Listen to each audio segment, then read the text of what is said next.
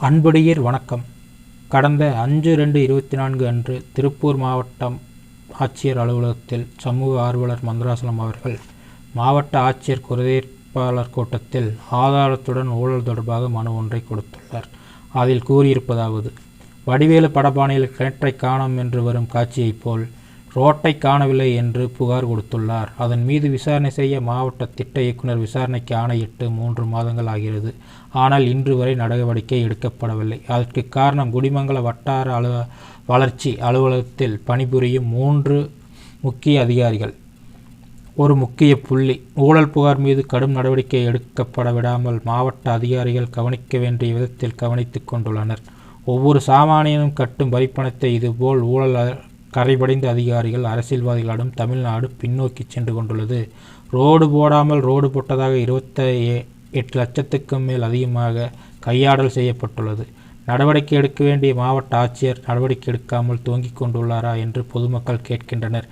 லஞ்சம் வாங்கினேன், பிடித்தார்கள்; லஞ்சம் கொடுத்தேன், விட்டுவிட்டார்கள் என்பதைப் போல் 23 லட்சத்துக்கும் மேல் ரோடு போடாமலேயே போட்டதாக கணக்கு காட்டி கையாடல் செய்திருக்கும் இவர்கள் மீது கடும் நடவடிக்கை எடுக்க வேண்டும். மாவட்ட ஆட்சியர் அவர்கள் என்ன நடவடிக்கை எடுக்கப் போகிறார் என்று அனைவரும் பொறுத்திருந்து பார்ப்போம். மாண்புமிகு முதலமைச்சர் மு.க. ஸ்டாலின் அவர்கள் நேர்மையான ஆட்சி நடத்த வேண்டும் என்று அனுதினமும் உழைத்து கொண்டிருக்கும் பொழுது இதுபோல் ஊழல் அதிகாரிகளால் அவருக்கும் அவர் ஆட்சிக்கும் மிகப்பெரிய கெட்ட பெயர் ஏற்படுகிறது. இதை மாண்புமிகு முதல்வர் அவர்கள் சிறப்பு கவனம் எடுத்து ஊழல் செய்தவர்கள் மீது கடும் நடவடிக்கை எடுக்க வேண்டும். உள்ளாட்சித்துறை அமைச்சர் பெரியசாமி அவர்கள் என்ன நடவடிக்கை எடுக்கப் போகிறார், ஊரக உள்ளாட்சித்துறை செயலாளர் என்ன நடவடிக்கை எடுக்கப் போகிறார் என்று அனைவரும் பொறுத்திருந்து பார்ப்போம். விரைவில் நடவடிக்கை எதிர்பார்த்து காத்திருப்போம்.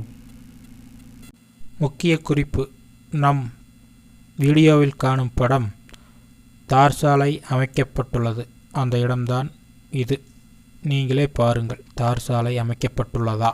ஊழல் செய்தவர்கள் மீது கடும் நடவடிக்கை எடுத்து அவர்கள் சொத்துக்களை பறிமுதல் செய்து நாட்டுடைமையாக்கப்பட வேண்டும் என்று பொதுமக்கள் கோரிக்கையாக உள்ளது. பொறுத்திருந்து பார்ப்போம் தமிழ்நாடு அரசு என்ன செய்யப் போகிறது என்று. அனைவருக்கும் நன்றி, வணக்கம். சேனலை சப்ஸ்கிரைப் பண்ணவும், வீடியோவை ஷேர் செய்யவும். நன்றி, வணக்கம்.